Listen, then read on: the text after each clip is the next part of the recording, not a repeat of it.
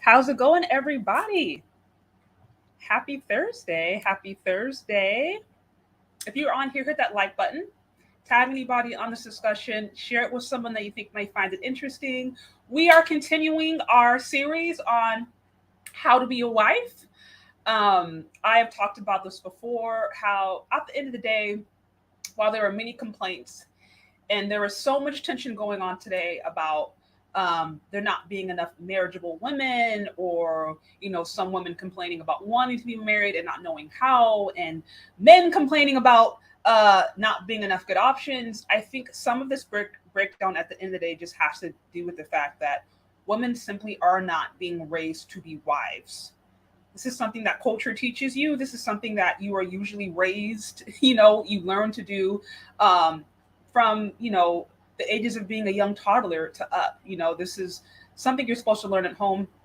Unfortunately, this hasn't been the experience of all of us. So, my hope and my goal is to, at the very least, provide a resource or to provide a space for women who do want to be wives, or who are interested in learning more about that, who are not in agreement with this whole hot girl, city girl, for culture, thought culture that I think is damaging women today. So, I hope to be alternative resource, and at the very least to have these conversations with women who are in different aspects of their journey, because it is important that we provide alternative resources for those women who don't want to get sucked up in the toxicity. So this is why I'm here. Again, guys, if you like what we're about, like what we're doing on this platform, please be sure to share my content, and let other young girls out there know, women who are, like I said, interested, or maybe are even newly married, or just anywhere in that process. If you think this may speak to them, be sure to share my content.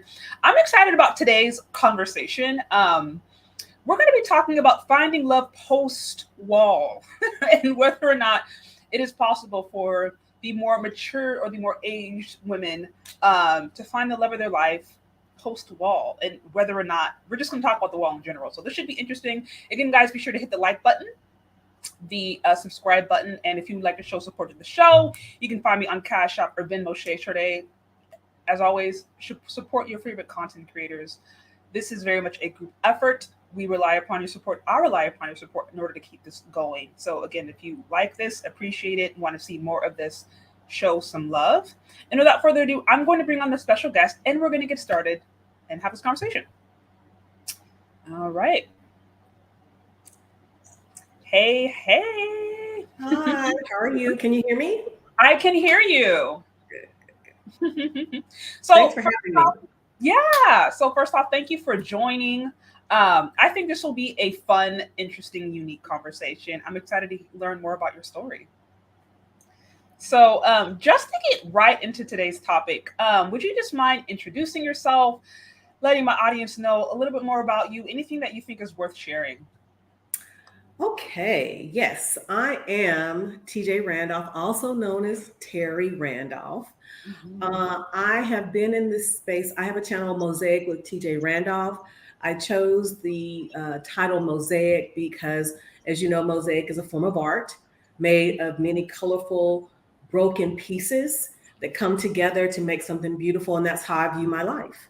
I started my channel about a year ago after some heavy things had gone on into my life, that I had some considerations that I probably shouldn't have had as it relates to my existence, if you will. And as a form of therapy, I started sharing my story. So instead of journaling, I've made a video journal that turned into my channel.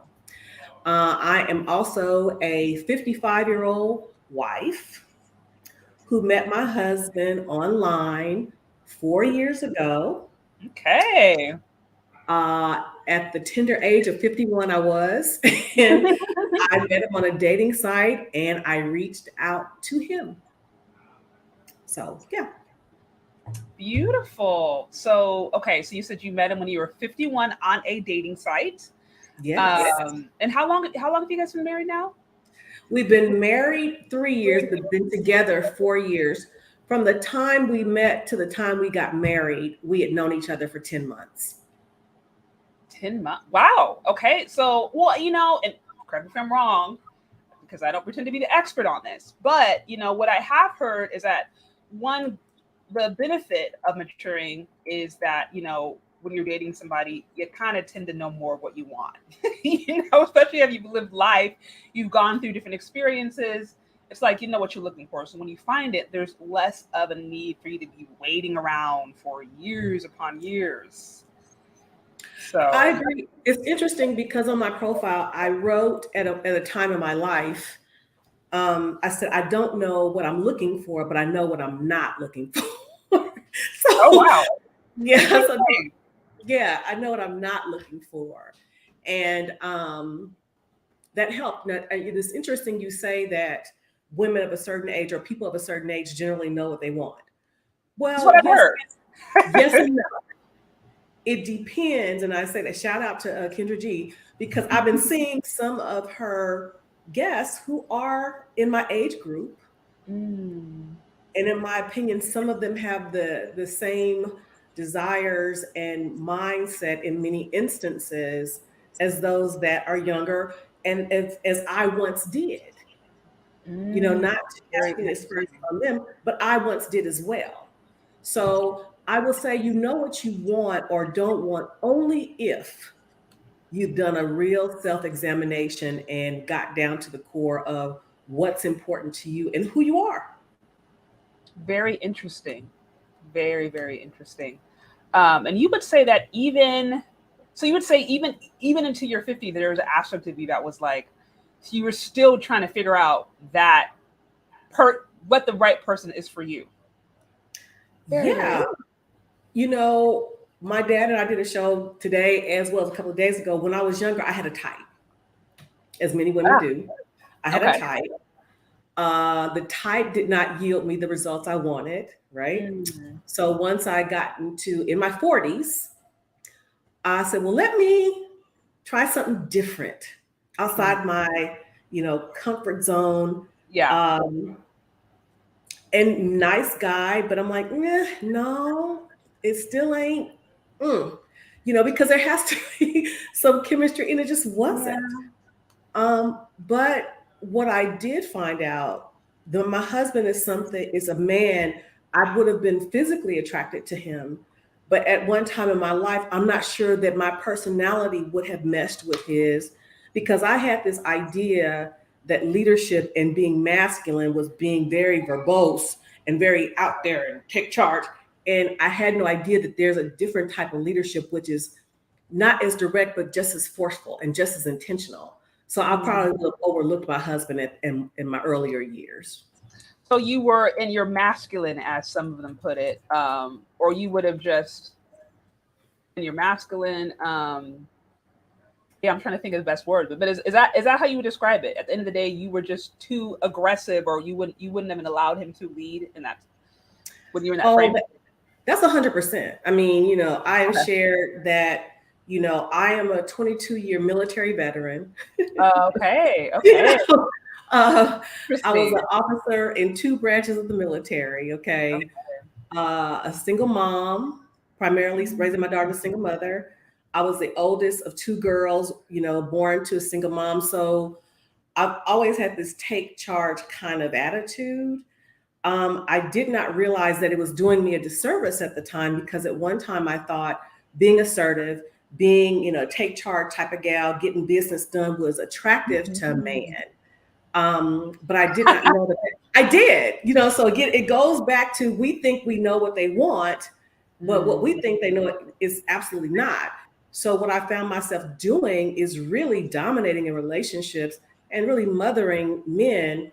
And my daughter and I did a show about several months ago, and I asked her, what did she see growing up when she saw me dating? What did she see in me?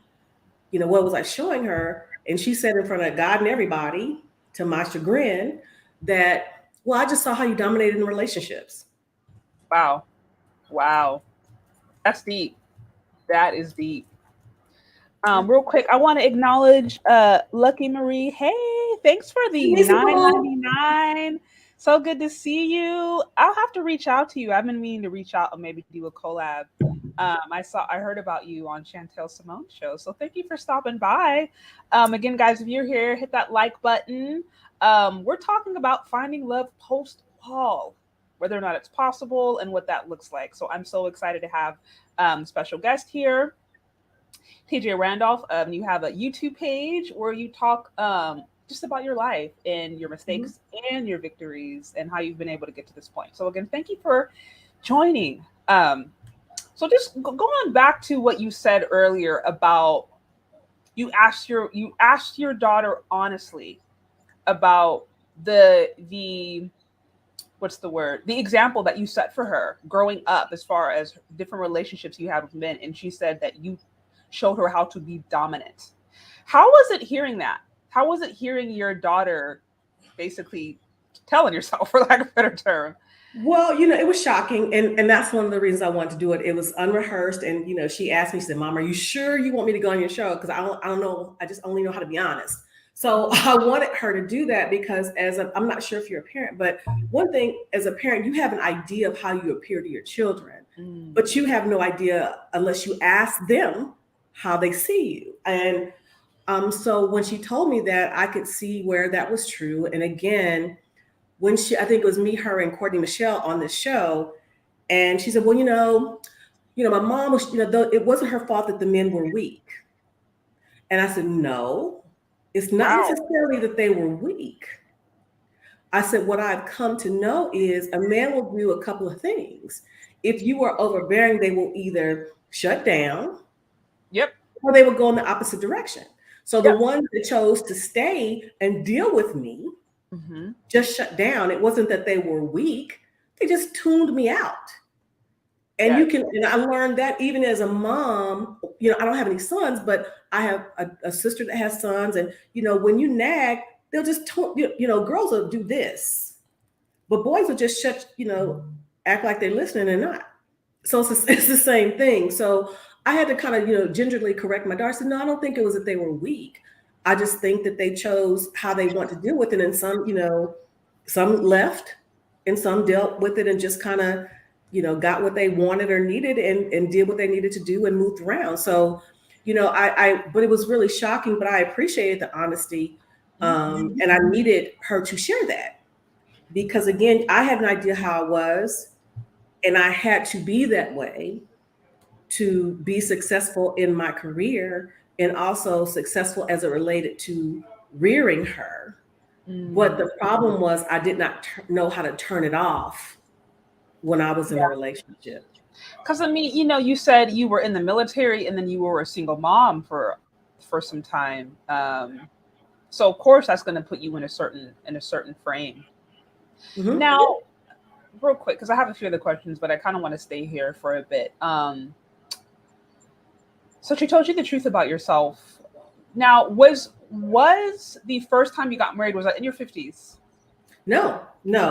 My story is interesting. I did it out of order. I met her father, and again, going back to the masculine, I will say that because I've always been assertive, I've always been aggressive. So when I saw her dad, I said to myself, I want him. So I pursued him vigorously. Okay, at least you're being honest. I pursued him vigorously. And so we dated, and I was reckless and irresponsible with, protection, if you will. And I got pregnant with my daughter. I'm very frank about that. So her father and I had our daughter. We weren't together. And like many parents, mothers, we did this. And so we were estranged for a period of time. But then we reconnected romantically when she was 5 and got married. So I had to be 31, something like that, when we got married. And when she was 5, and we tried, but it was a no-go. And I think one of the reasons it was a no-go is because at that moment, I really did not fully appreciate or clearly understand the role of a wife. So I was still myself, and he was still very much himself, and both of us were Army officers. Did you meet him? You met him in the Army? Yes. Okay. Yeah. So basically, you pursued him in the relationship, and you said you did things recklessly, and then you got a beautiful daughter out of the union. But you would be honest and say, looking back, it wasn't necessarily the best. That's not how you would recommend it. Or correct me if I'm wrong, but that's not how you would recommend it. No, I absolutely wouldn't. I mean, I absolutely wouldn't. I am saying this to the extent, in as much as I would not recommend that for anyone. I consider myself fortunate to have had the opportunity to have my daughter because there are many of my friends and some family members who I went to college with. Somebody put in there, yes, I went to college with Kevin Samuels, high school also. And Kevin knew a lot of them.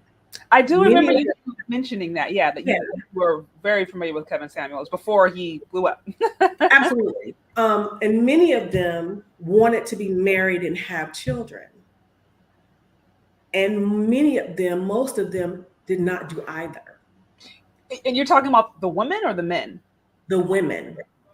So when I say doing it out of order, I would not recommend having a child out of wedlock by any stretch of the imagination. That's not the way to do it. That's not the way it was intended.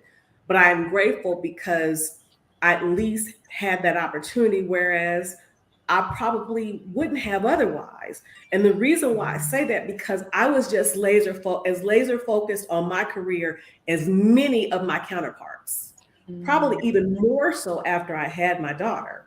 So if I wouldn't have been reckless, I probably would have been among those family and friends who wanted to be married, wanted to have children, but because I focused so much on my career, those years would have passed and I wouldn't have even had her. So. Oh, very, very, very interesting. And you're saying because it was your pregnancy to a certain extent that kind of, for lack of a better term, I don't say forced you in marriage, but kind of expedited that process, at least the first time around. Well, you know, yes and no, because like I said, we didn't reconnect until she was 5. Okay. So, Oh, okay. but I definitely saw the importance and desired that for my daughter. Desired a two-parent household because I did not have it. But Mhm. it goes back to it's so very important. The foundation must be set first. And the foundation with her father and I was not set because like Okay. you heard me say I pursued him vigorously. Well, in pursuing him vigorously, I was not as focused as I should have been on getting to know the person, the man, getting Yeah. past the physical and the surface level to see, okay, do we even fit? Other than, I think somebody, I think it was Melanie King, put something on a community tab that, you know, what do you have in common if you take away sex? And had I done that, you know, I would have come to the conclusion that we were far more too alike to even try to have a relationship. So, Well, that's a whole other thing. Again, guys, if you're on here, hit that like button. Hit the like button. Show support to the show. And we're talking about finding love post wall. We've just been kind of up to this point, learning a little bit more about her story, learning about just how she got to this point and information she has to offer. So, some good stuff. Also, I do want to acknowledge some support I saw come through. Shout out to Game Dreamer with the 10 on this super sticker. Also, shout out to Andre. I think it's Janicia or Janice. I hope I didn't butcher your name. Forgive me if I did. But thank you so much for the generous cash app. I appreciate it. I see. Thanks for your efforts and thank you for showing support. Again, guys, if you're here, hit the like button, show support to the show, and let's continue with this conversation. So, you made really, really good points. And I would just say this. One of the things I love about talking and speaking with mature women is I always appreciate it when they can be honest about their mistakes. For example, I look at my mom. I love my mom, have a great relationship with her, and it's been one of the most powerful things to me has been having her share her victories and her mistakes because nobody is perfect. And I think if you have mature woman who can be honest and say, you know what, I tried this already and don't go this way, and can be honest and humble and not try to pretend like, they know it all or try to pretend like their authority. I think that can be just as impactful sometimes of just even modeling it the right way. Not to say I that I agree. would, recommend you make mistakes, but I think when you can be honest about those mistakes, that can be very powerful for younger. I agree. And I have said, I think you can learn just as much, if not more, from someone's failures Hmm. than their successes. Because, you know, many people, as you would say, you know, what can Kevin Samuels say? He's been divorced twice. And, you know, this. And I have to say, at one point, I'm thinking, you know, I was kind of miffed with him a little bit. But I'm like, what have I learned from my mistakes?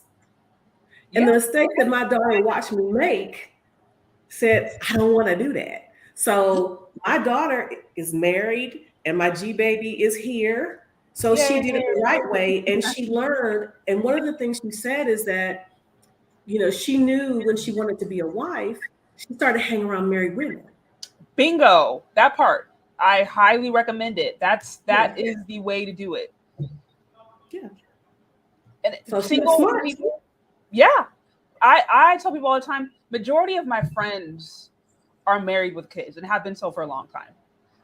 And it even got weird because now I've always kind of been one that was always a little bit drawn to older people or always hang around people who are a little bit older than me. So but I found like, especially when I was like actively like, okay, I really want to get married now, like what's going on, some of their insight and wisdom was so impactful. I mean, it's good to have peers and it's good to have people who are in the same process of you for emotional support sometimes. But as far as like, how are you going to how are you going to go somewhere you've never been? You want to talk to somebody who's been on that path before, you Mm-hmm. know? Like you want to talk to somebody who actually has proven results to show that they know how to get to from point A to point B versus somebody who's just guessing. So I Right. think it is so understated the importance of being around people who actually have the results that you want. If you do want to be a wife, you should be around other women, or at the very least have connections with women who are like-minded or who are in that lifestyle, so you can glean and learn if there's something you're doing practically that's getting in the way of that, you know? And in addition to that, I said once before that I remember, and I think one of the things that possibly makes you and as well as my daughter and women like you different is that you were willing to listen. You understand me? Because when I was younger, my mom would try to tell me things as related to relationships. And because like so many young people, I'm like, what do you know? Where your man at? So I'm thinking that, how you gonna tell me? Because you ain't got, never considering the fact she was telling me those things so maybe I could have what she did. So I think, I'm sorry, go ahead. No, you can finish and I'll ask, because that brings me to I think it was, and again, I was, 20s, maybe early 30s, but I'm thinking as I look back on, I'm like, well, she was telling me those things because like I'm doing now, she had realized many of the mistakes that she'd made and wanted different for her daughters. But instead of looking, the results were important. And just as much as the results are important, the lessons learned are important as well. So I think that's important to say. Absolutely. No, that makes total sense. Yeah. So okay. So are you saying that? So did you grow up in a single parent household? I did. Okay. So you yourself didn't grow up in a scenario where you actively saw, a mom and a dad, interacting and knowing what the feminine and masculine looks like, in a healthy dynamic. Excuse me. No. The closest thing I had to that were my grandparents. Okay. But my grandfather, again, even looking at that, we can't even compare it to, even relationships of that time, because again, I've said before, my grandfather was born in 1910. My grandmother was born in the 1800s.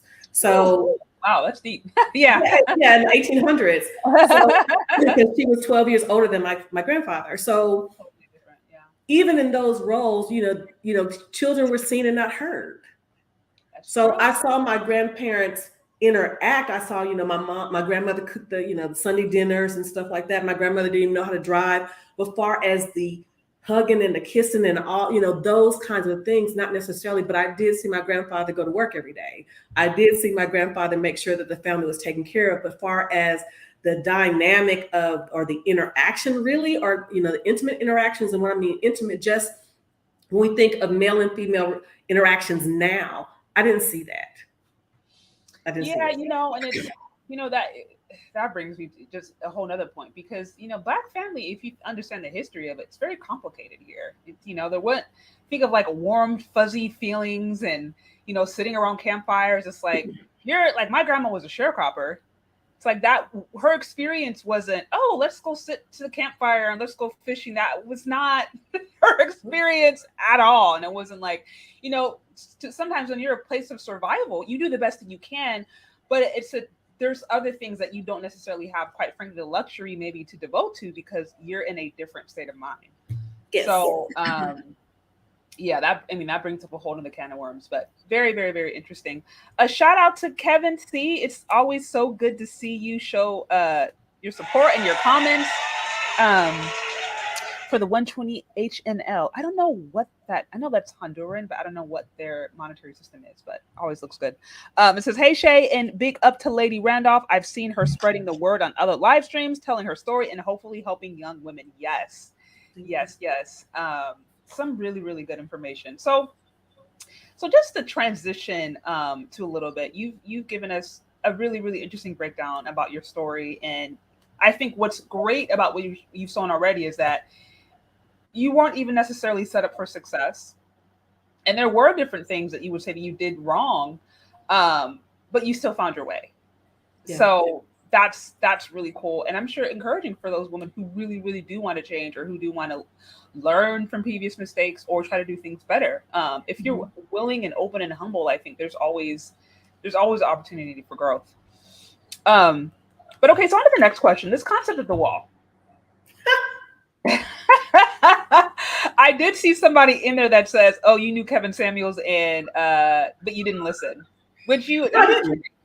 were you guys have? I mean, were you guys having these kinds of conversations when you knew him? Was it just like, "Oh, Well, you need he was trying to have them. He was trying to have them because I say,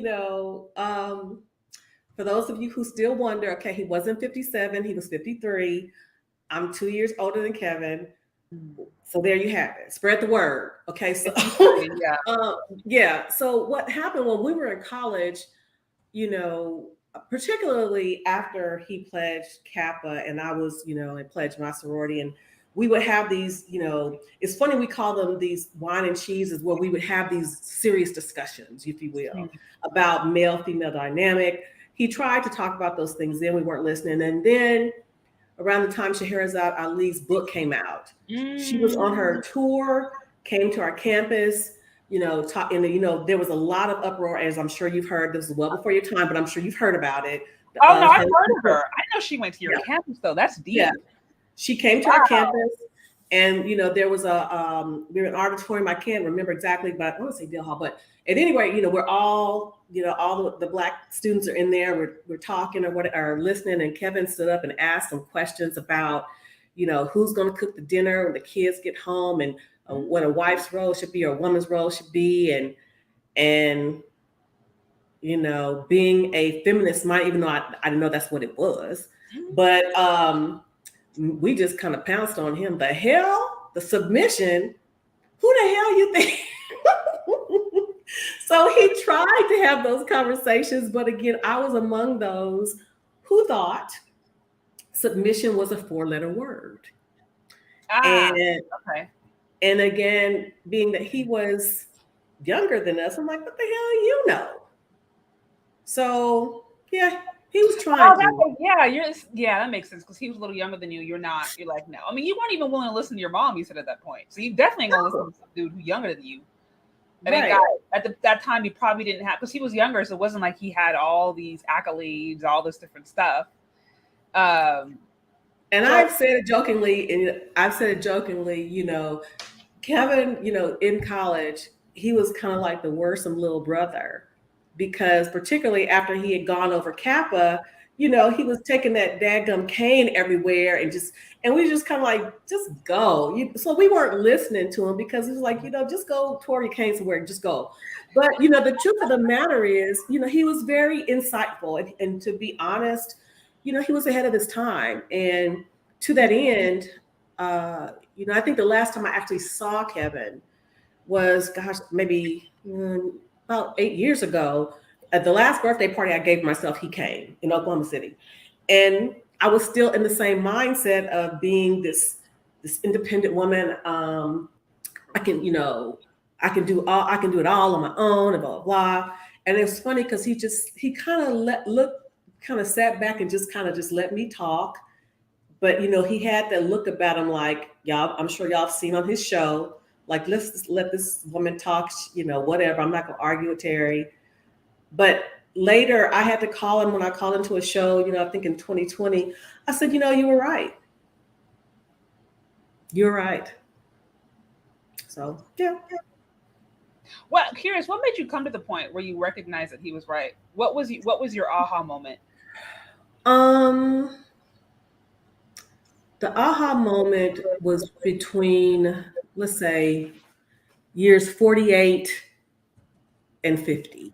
Let's say 46 and 50, because my daughter had graduated from high school, was going to college.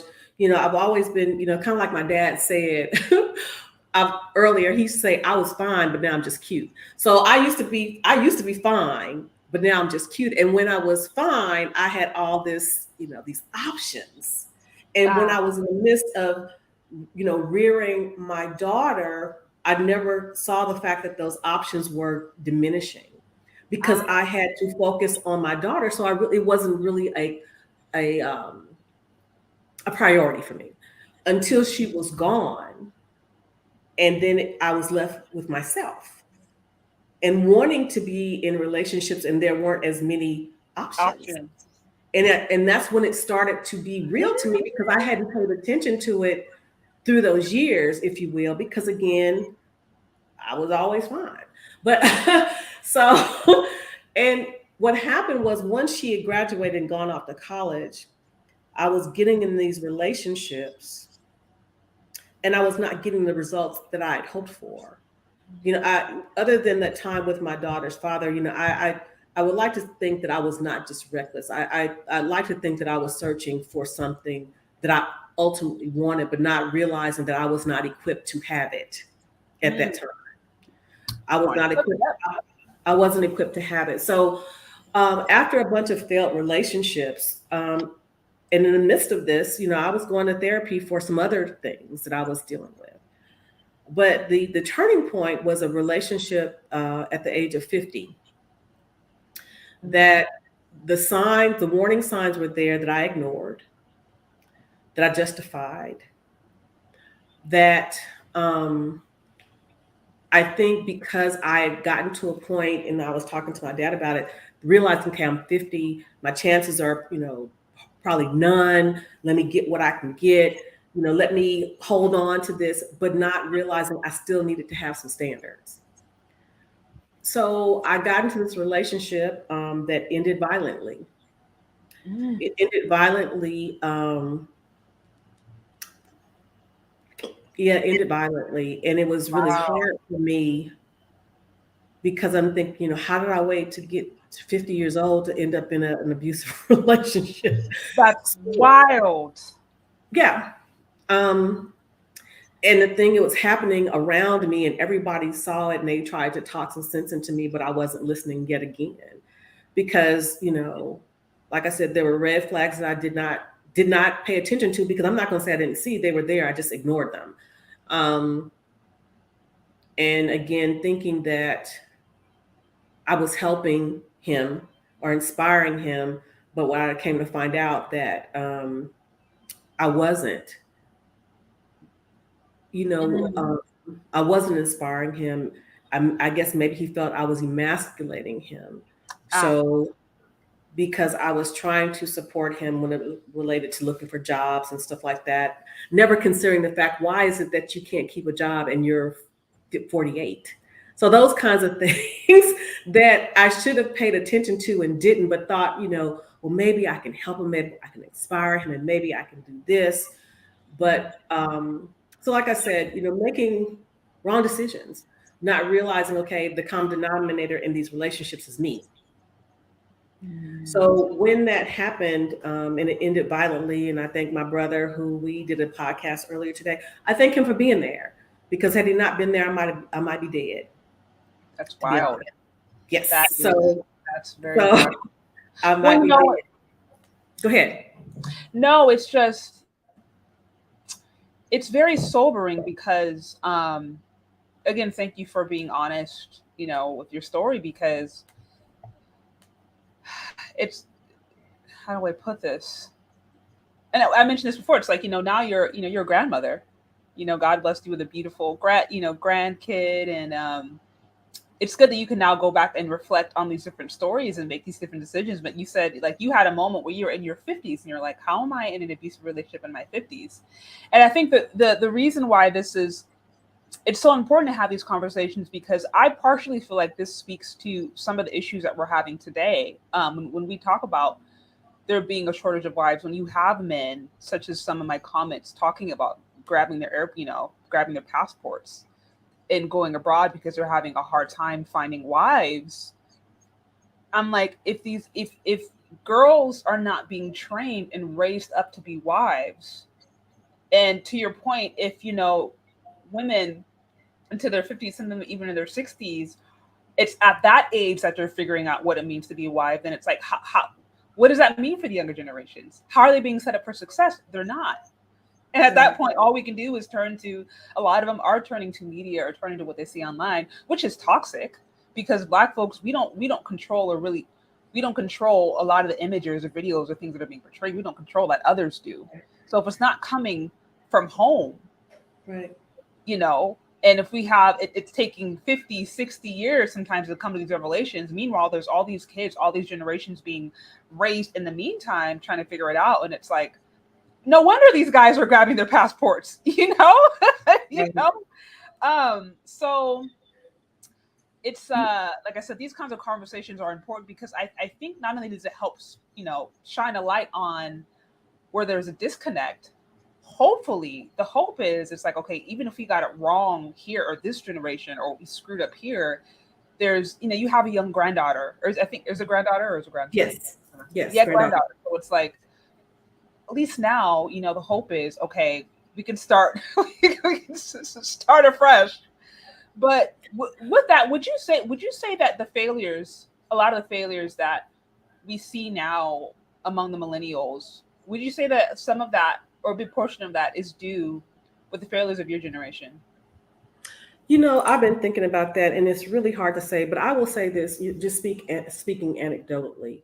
You know, I've always also shared that there were some friends of ours in college. You know, who Kevin knew, they did get it, and they may not have gotten married in college, but they definitely met in college, Uh-huh. and they went on to get married and been married 20 plus years.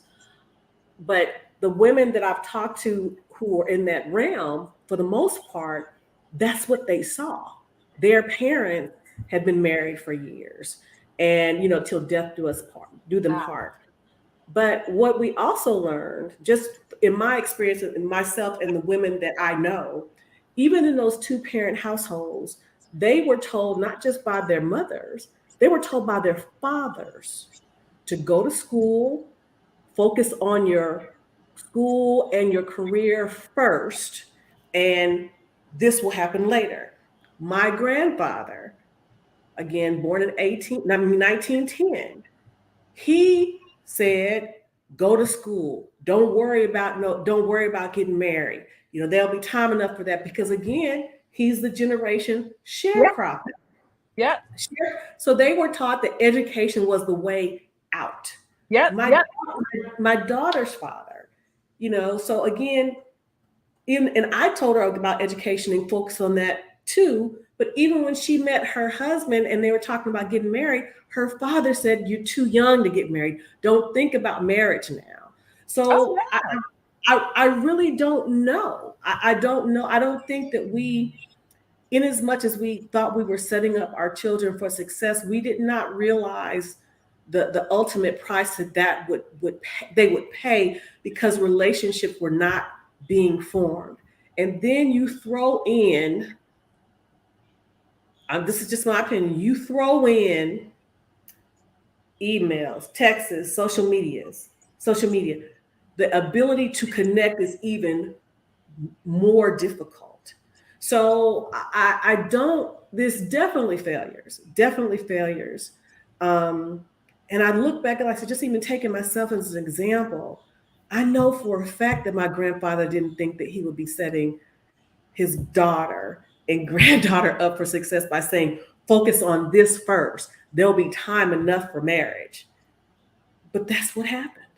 And then when I talk about just my generation, period, like I said, I grew up in a time that children were seen and not heard.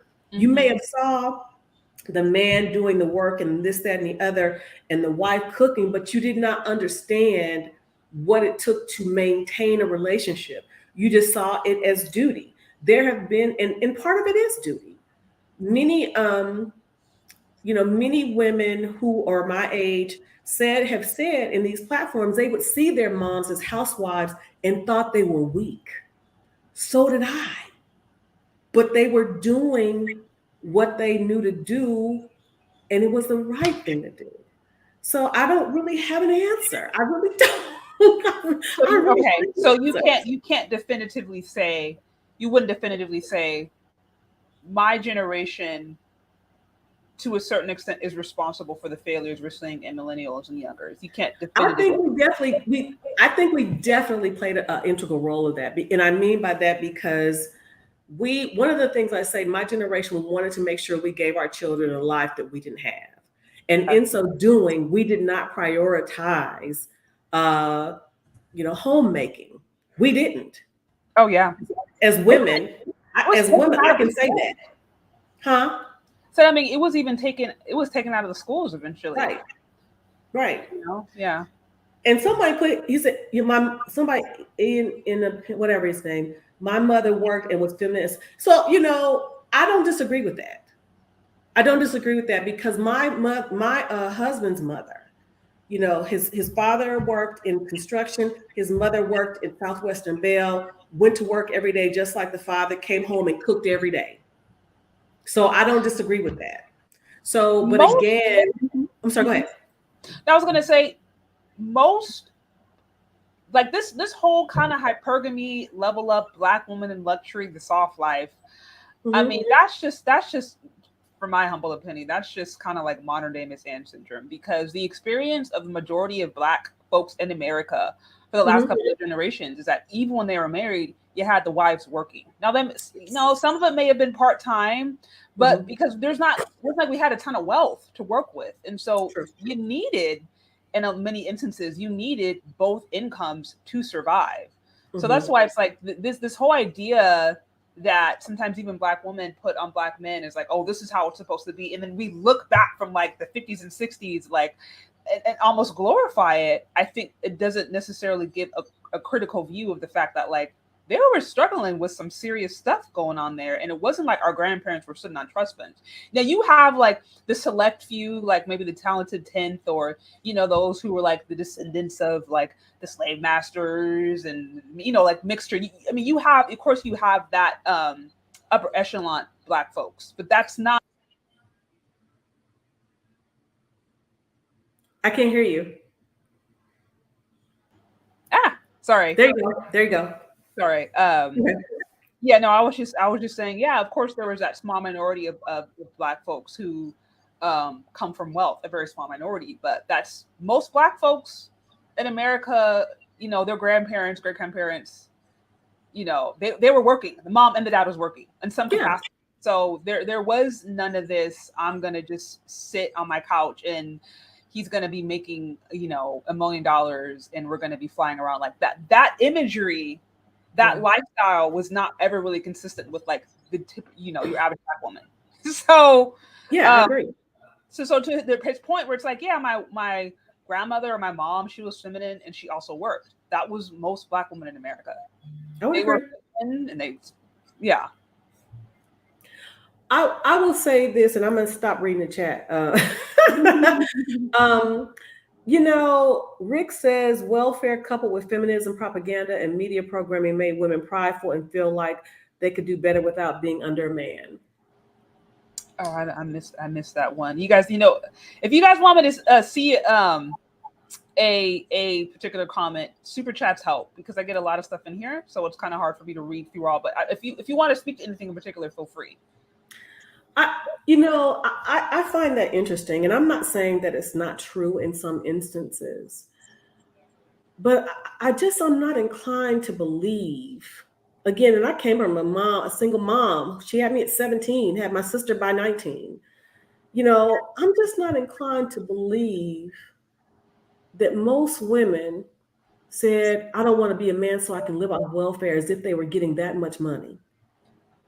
I mean, I'm not saying that some didn't, because like my father and I were talking about today, there was, long before it was called ratchets and hoochies, there were always those fast tail girls or Oh who yeah. had babies after baby. So I'm not saying that didn't exist, but I find it hard to believe that most Black women of the time would have preferred to, like, because they weren't getting rich off of that. So, like, I'm not saying, to me, I think more than anything, feminism definitely was the catalyst of the pride, if you will. But I'm struggling to see that, that welfare was the answer to everything. I mean, I just don't see that.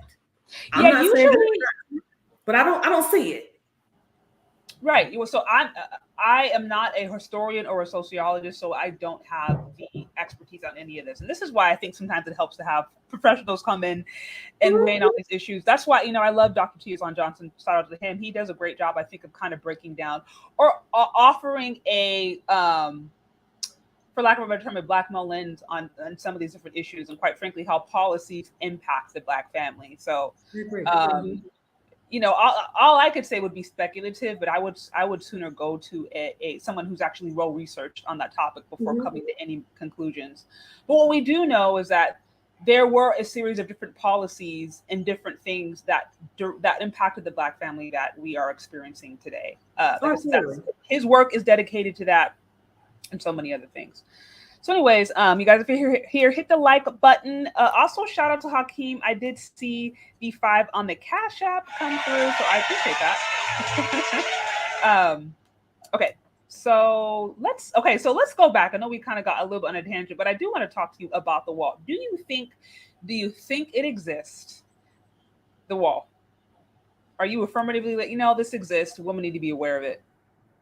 It's funny. I had never heard of such a thing until coming to these spaces a year ago. But I definitely believe it exists. And again, I laugh because according to Kevin, forget the wall. I was in no man's land, straight up. So definitely. I guess they coined the phrase the wall. I definitely believe it exists. Um, I believe it exists for many different reasons, and I forgive my vanity. I get it honest from my mom and my dad. Okay. When I was younger, you know, hey, they talk about pretty girl privilege. I had it. I'm just gonna say it. I did, and the thing about I thought I always would have it. Oh, that's interesting. Interesting. Thought I Yeah. always would have it. So never considering the fact that yeah, I'm fine, but as I'm getting older, so are the young ladies coming behind me. Yeah. The daughters and the granddaughters, which you Yes, want. You want to see yes, your offspring you enjoy their do. prime. Yeah. But when you are in the midst of it, you think that you're gonna be the hottest thing. And it never, ever, ever, ever, ever. I knew at some time I would probably, fall off, but I didn't think it would be as in my face as it was. So I think, like I said, when my daughter had graduated, I had to focus, had to really see like, shoot, where they at? Where they I'm here. Where y'all at? So I think it definitely exists. I will say to you, you definitely want to maximize your years between 25 and I'll say 25 and 30. I would say that. I would say, maximize those years, especially if you want a family. Um, there is the wall. I guess that's a good way to phrase it. I never thought of it as didn't think of it that way, but looking back, that's definitely a wall. It definitely was a wall. And You it's so described it. funny because I was up until 40.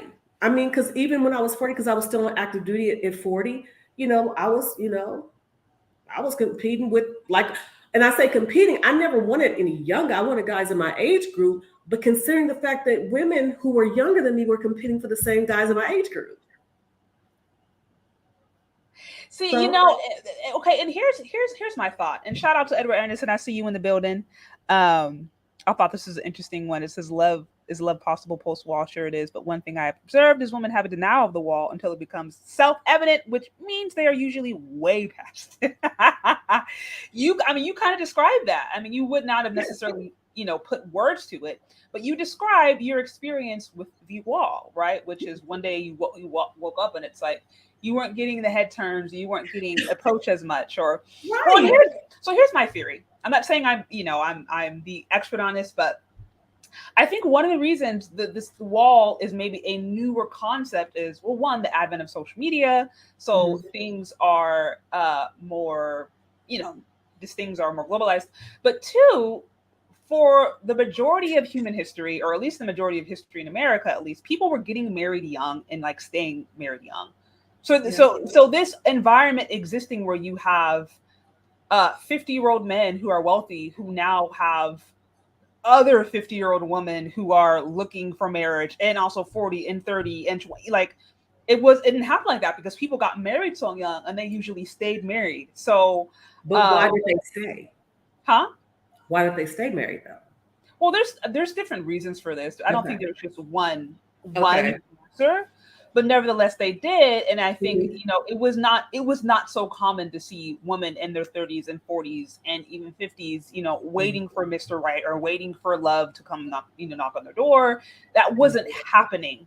But I think now, especially the last couple of decades, because different policies, different changes, women being by themselves and not to a certain extent needing to marry, right? Um, I think it kind of has created a scenario I don't think we've ever really seen before. It's created a scenario I where now agree. you do have older women who are competing with younger women, where it would have been a couple of decades ago. Those older women were the mothers of younger women, but they were already married, so there was no need to be in the dating market. Right. I Those agree. are my thoughts. I don't know if I I'm agree. the authority on that, but it's just something I've thought about. And I'm like, I think this is why it's somewhat of a new phenomenon. It's always existed, but I don't think it's always necessarily been relevant, because women in their 30s and 40s were usually married, had young girls who they were trying to get married, so that there was no need to compete with their daughters. Now there is. And it definitely, when I look back over again, just the course of my life and the people that I know, we did put our careers first, Mm-hmm. thinking that when we were ready, they would be there. Seriously, and thinking that we could have it all. I thought that. Well, I learned that you can have it all, but not at the same time. Yep. But in my 20s, 30s, even 40s, I did not realize that. So I definitely agree. Climbing the ladder, I was not climbing the corporate ladder, but I was definitely climbing the military ladder and then in the federal civil service, and figuring that, okay, I'll have time for that. And the Jacksons sang a song, Time Waits for No One. It just doesn't. So I think you're absolutely right. The phenomenon, and because I have so many women friends that are successful. I mean, beautiful, financially stable, but and wanted, but also wanted to be married, wanted to have children, and it didn't happen. Mm. And I'm not going to say it didn't happen just because it didn't happen. I think it didn't happen for the same reasons it didn't happen with me sooner. Is that I did not make it a priority. I just didn't. And when you combine that with the men that I was dating, because that's a whole nother issue, it just, each year passed and years wasted. Years wasted. So you would go look back honestly and say, yeah, no, these were years wasted. These are years that I wasn't maximizing my potential. You know what's so interesting is that for some reason, other cultures of women seem to understand or retain this idea that you can go to school or you can work and also get married at the same time. They don't have to compete. For some Mhm. reason in Black America, it has to be all or nothing. It has to be either I focus on my career or I have a husband. As if you can't get married and have a family and do different ways to help bring in income. Because, like I said, that's what Black women in America did for decades, anyways. They were supporting and raising families and cooking and cleaning or doing whatever. And they were Mhm. also, having these jobs to bring in income. So, Yeah. somewhere down the line, Black women brought into this message that it has to be either or. But somehow, other women, even the advent of social media, or I mean, feminism, other cultures still we're still getting married and doing it at once. So Yeah, because it's funny. My mom and I have had a conversation about that. At the time during feminism, Black women didn't need to be liberated because we were already working outside of the home. So, we right, didn't have the high powered jobs, but we were already right, working outside of exactly, the home. exactly. So, we were not able to survive that. And I think Kevin said, we were able to survive so many things with our families intact, but feminism, we weren't able to survive that. And I think it's true. Yeah, and and I think there's reasons to that. I mean, this gets into wife culture, which very Mhm. much it's nothing that's talked about because usually it's practice.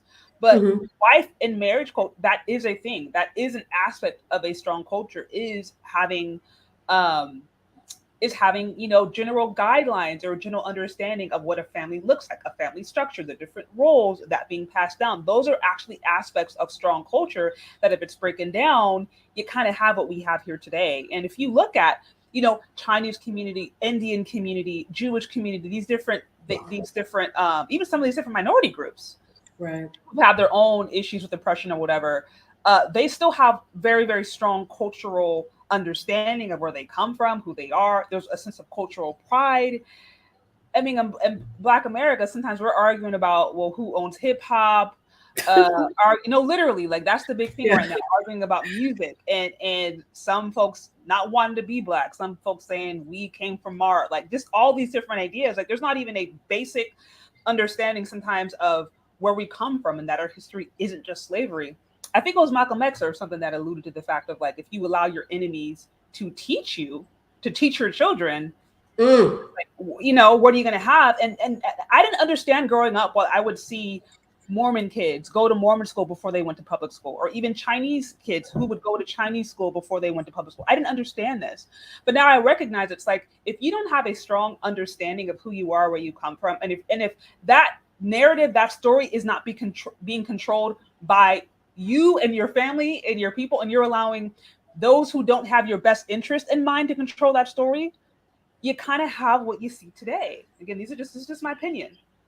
I mean, it goes back to foundation, like you just said, and it's so I'm grateful for so many things now because again, I think Edward Anderson said, "Is it possible? Absolutely, to have it post wall, but the longer you wait, it's not probable."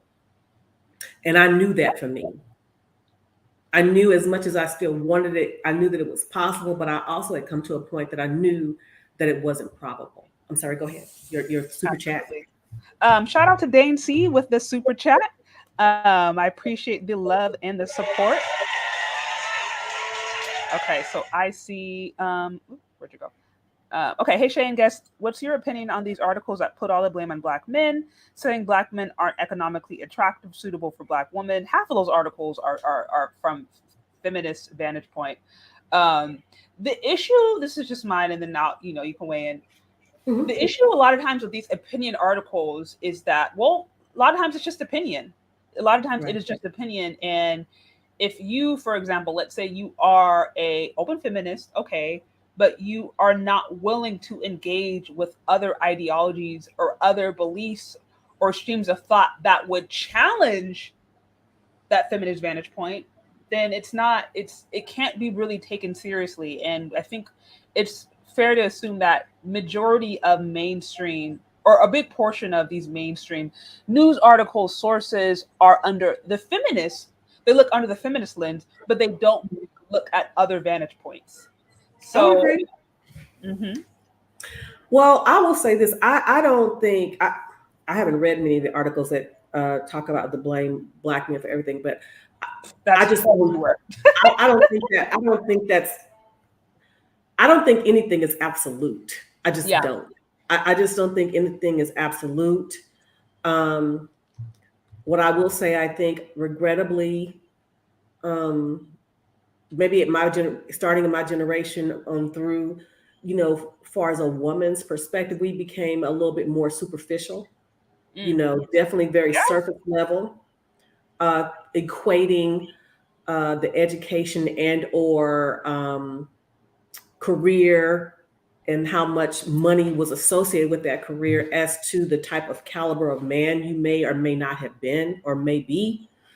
Um, so I no, I don't think it's all Black men's fault. I don't. I think there's culpability on both sides. Just talking with my dad alone, he talked about the things that he did wrong, and I've talked to my mom about the things she's done wrong. I've talked about the things that I've done wrong. So absolutely not. I Mm. don't. I don't. I think what I will say that I've noticed lately, and maybe it's been that way, but I just see it more often, is that I think we women, because we have been hurt for whatever reason, we want to make these men pay. Yeah. We want Yeah. to make them pay.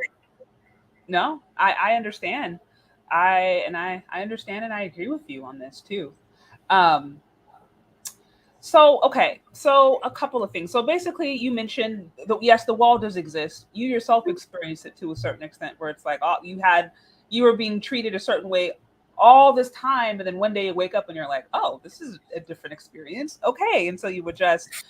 What would you say, since you yourself would believe affirmatively that this is true? What would you say to women who are, you know, post wall and they're looking for love and they're looking for a partner and they recognize that maybe they have messed up or they want to do things better? I mean, I'm just curious, what would you say at that stage in their life? Well, I would first really, stop. I mean, again, shout out to Kendra G. I've seen some women come onto her show that are in my age group, and some of the things that come out of their mouth sound like they are still in their 20s and 30s, in my opinion. I would say that if you are post wall, you might want to stop and ask yourself why.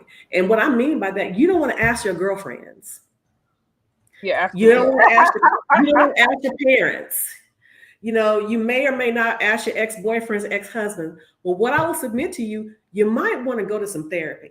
Because I'm gonna tell you, when I went to with that turning point of, like I said, of the relationship that ended violently, I'm sobbing in his office. I'm like, how did I get here? And I'm sobbing uncontrollably. And he said, Terry, there's a common theme, and the men that you're choosing are the men that you're allowing to choose you. And why is that? Mm-hmm. It was only until I was able to answer that question, and it went back to some. And here's the thing: I had to peel back some stuff that went deep, deep, deep Oh yeah. Oh yeah. to, like, childhood, adolescence, to because it brought me there. I had to deal with that. And I was trying to, every relationship I went to was a band-aid to try to mask my own emptiness. But you couldn't have convinced me of that because I had a career, I looked good, I had all my ish, but and you couldn't have convinced me I was broken. So again, if you're there, before you try to connect with anybody, you really need to get and connect with yourself. Because I'm gonna tell you something, ladies, you need to hear me and hear me well. Shay Sade, and we don't have the same genes, but I got pictures. I had hair like that once. You said you had hair like that Yes, once. that was mine. Okay. It might not have been that long, but I had thick, thick hair and thought I was going to always have it. I had a slamming body, thought I was going to always have it. You understand me? Had tight skin on my face, thought I was going to always have it. Mm. Maybe y'all will always have it, but if there's a possibility that you won't, because life happens. Life happens. And you start to wear life, whether it be on the lines on your face, the loss of your hair, Yeah. the weight that's harder to get off, so maximize your youth. And I used to always say youth is wasted on the young, because only when you old you appreciate when you were young. But that's too late then. Yeah. So ladies, if you are there, examine yourself and get out of your own damn way. And I'm gonna tell you something. You damn sure better humble yourself. You better humble yourself before you get humbled. And when you are humbled, it's harder to climb out of that. Mm-hmm. Yeah. That's facts. I think that it's easier and better to humble yourself versus, to your point, life having to humble you. Like, it really is. It really is. And I think, and if we're honest, if women are honest with themselves, usually there's signs. Usually there's learning lessons that life will send you throughout your lifetime that some of us choose to acknowledge, or some of us choose to learn those lessons, and some of us choose to bypass.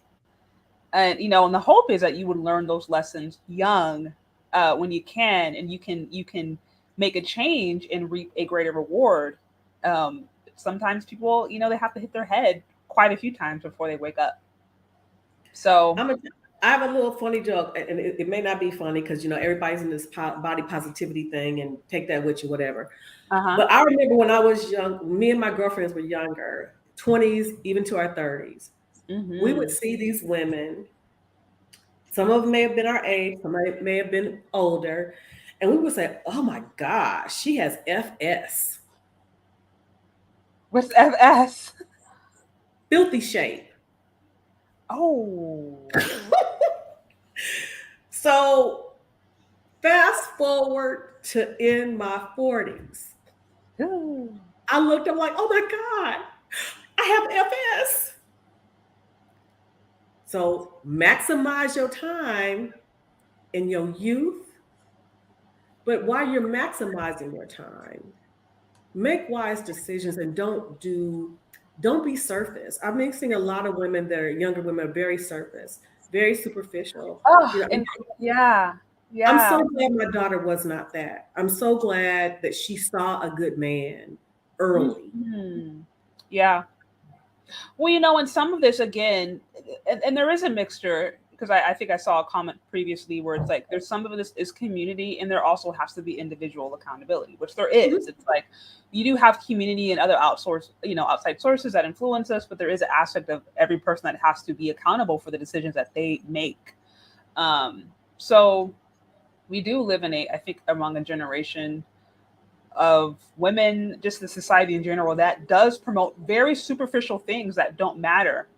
Uh, and I mean, even when I think of the larger dating and mating market and the people who are leading the conversation, usually it's celebrities, usually it's maybe young, cute influencers that have zero results other than maybe a relationship, a couple of months relationship with the actor, but like have no real tangible results that anybody could ever connect with. And they are the ones sometimes having these conversations and saying these things and giving their advice, and women are listening to them.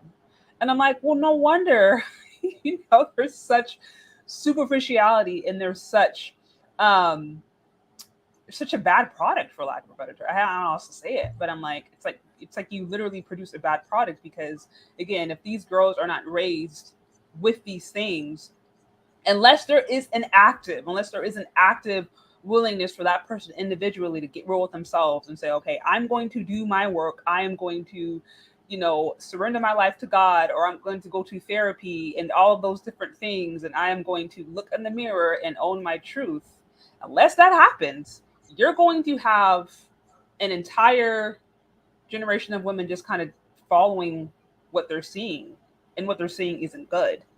And so I think that goes back to your earlier point of just things being really superficial and very surface. It's like, yeah, that's what's I, popular. you know, I saw something the other day on TikTok, and I don't know if it was just a skit, but there was a white young lady talking to her black friend and Mm-hmm. asking, "Would you date a man that makes less than you?" And she said, "Oh, well, sure, I will." This is Yeah. what the black girl said. She said, "Well, would you date somebody that makes 45,000?" Oh, I don't know, I can do that. And she said, "They won't even be able to afford my engagement ring." She said, "Well, what kind of engagement ring you want?" "Oh, a $200,000 engagement. No, I want an 8 carat engagement ring." I'm thinking, you must be out of your damn mind. But this is what we have here. So Yeah. you spend all this money on something as opposed to investing in the relationship past the symbol itself.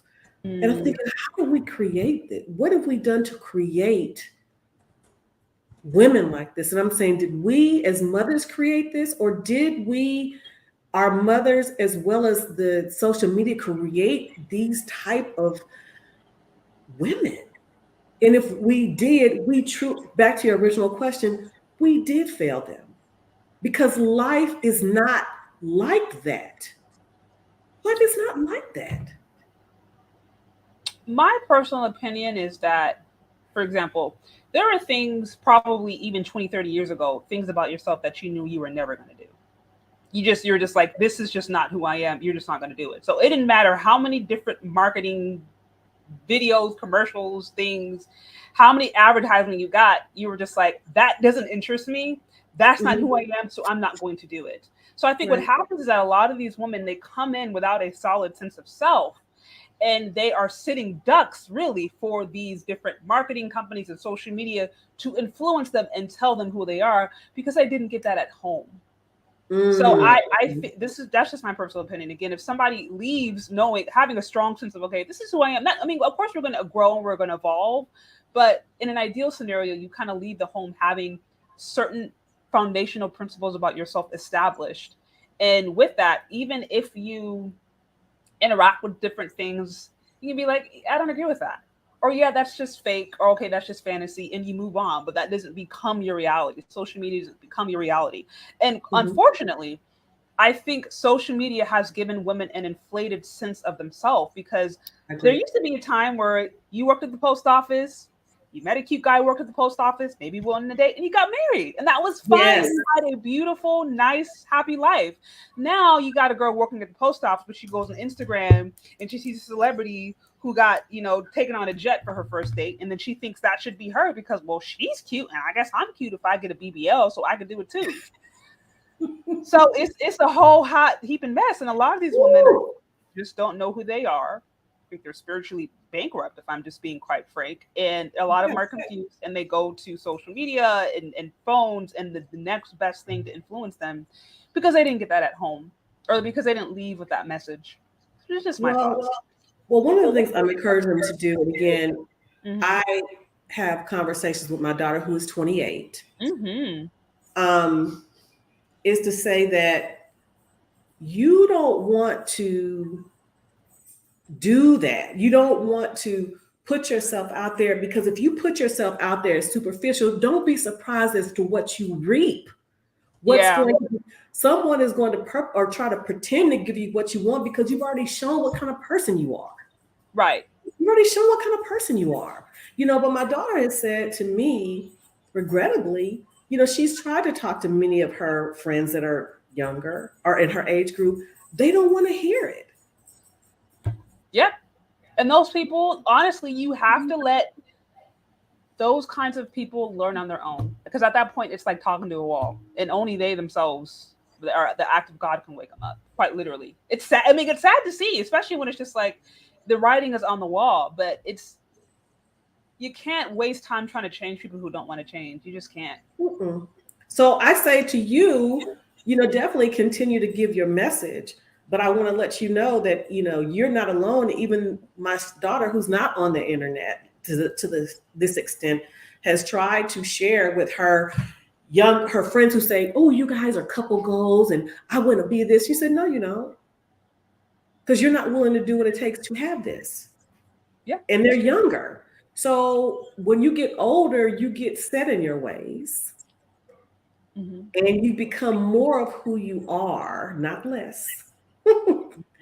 And if you don't humble yourself, going back to what we were talking about, if you don't humble yourself, how can you expect anyone to want to deal with you?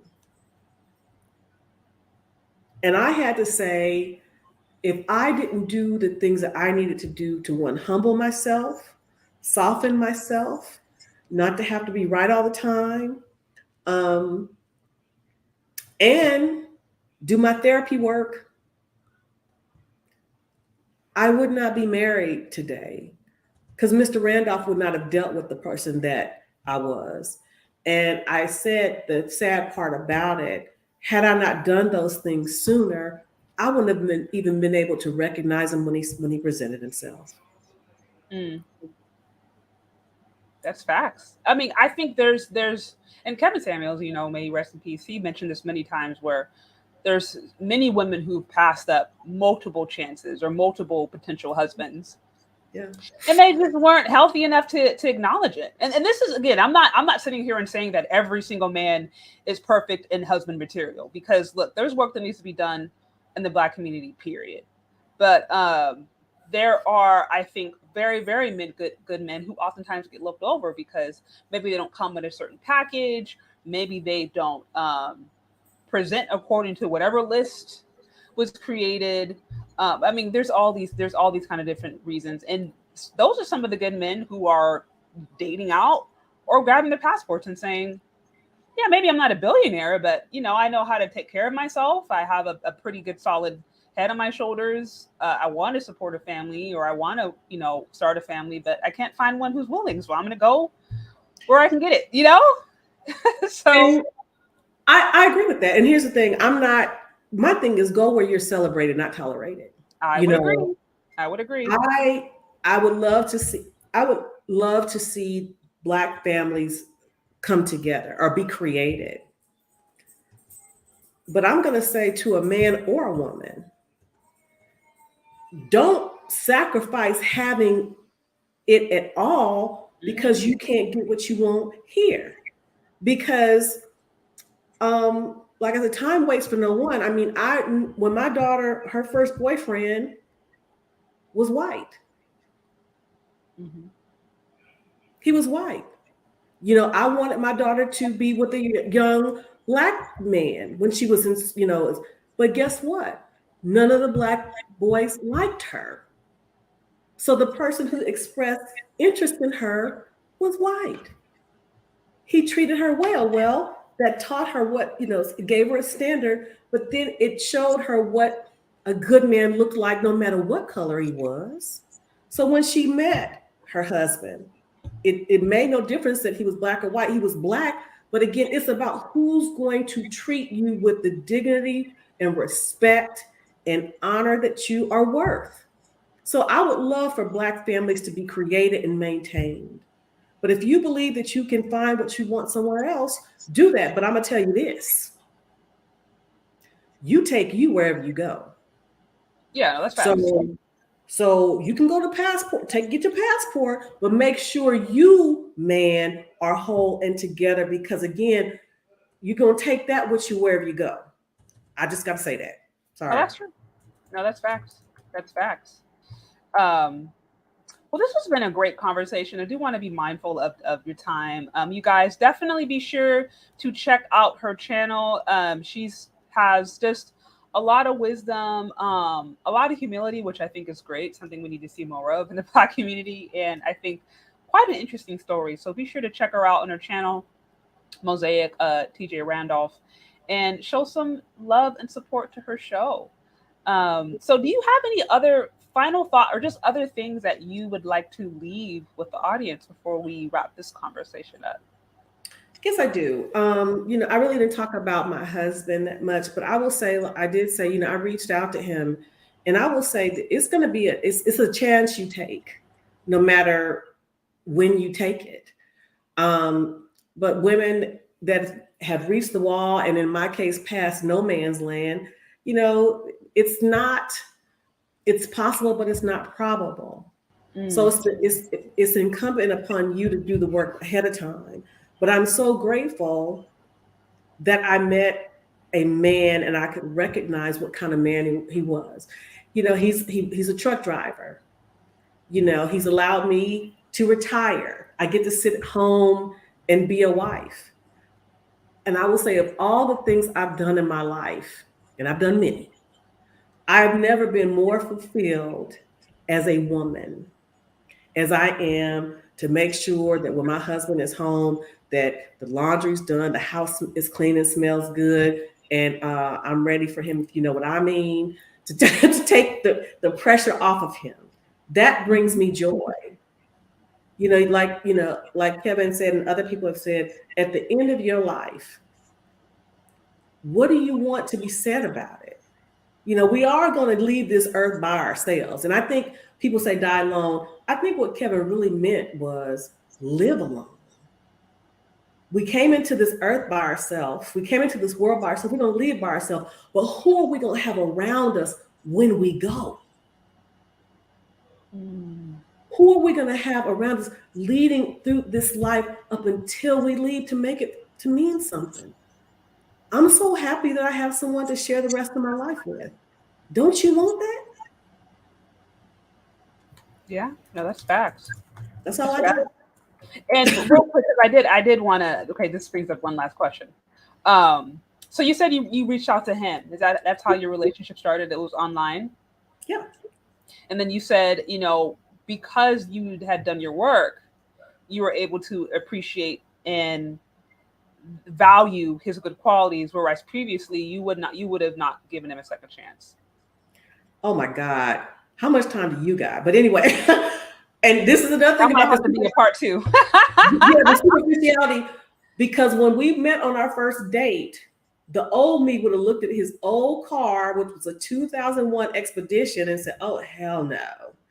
But again, but because I'd done the work, I said I need to look past the superficial to see the kind of person he was. And if I would have been so superficial as to say, "Oh, I need you to take me to this place for my first date," there would have been no second dates.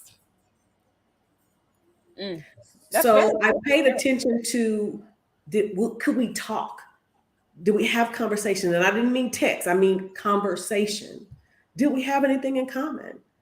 So, unlike before, I would take the lead on something. Women don't do that. But I initiated the initial contact by reaching out to him to let him know I was interested. And then he took it from there. Yeah. No, I mean, online dating, that's a whole different thing anyway. So I'm like, I don't even know what. I mean, you got whole apps, I think, like Bumble, where it's like the woman has to initiate. So, you know, um, It's a risk. people going back and forth as to, should the woman or should the man. I mean, but I'm like, to your point, past a certain level of maturity, life experiences, it's like, look, I don't have time to waste. I don't have, the luxury for these little different uh dating codes. If I see Mhm. something, I'm gonna go for it, and I'm not mad at it. So Well, I will say this, and I know you got to wrap up. I will say this, and it's very important. I reached out to him, and he said this on my show too, because we've done some conversations together. In as much as he made me one of his favorites, he didn't reach out to me, and I asked him why not. And he said that looking at all the things in my profile and the things that I'd accomplished, my education and all those things, he didn't think that I would be interested in a blue collar truck driver. that's facts. That's facts because he probably had been turned down before.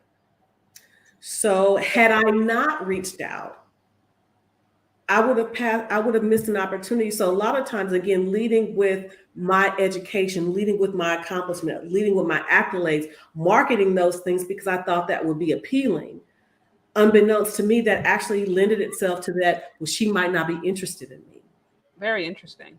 Yeah, very interesting because there has been the message has been made loud and clear, especially from educated women. I mean, truth be told, the media acts as if every black woman is walking around with a high, PhD level of education with money in the bank and a couple of houses and cars. Like that's sometimes the way they portray us when it comes to dating and relationships. Like women are way up here and men are way down here. So men have gotten the message loud and clear that a woman who has a certain level of education or whatever, she is wanting this. That they Mhm. know that, even if it's not explicitly said, they've been told that. So that is not surprising, and I'm glad you mentioned that because that would probably be just food for thought.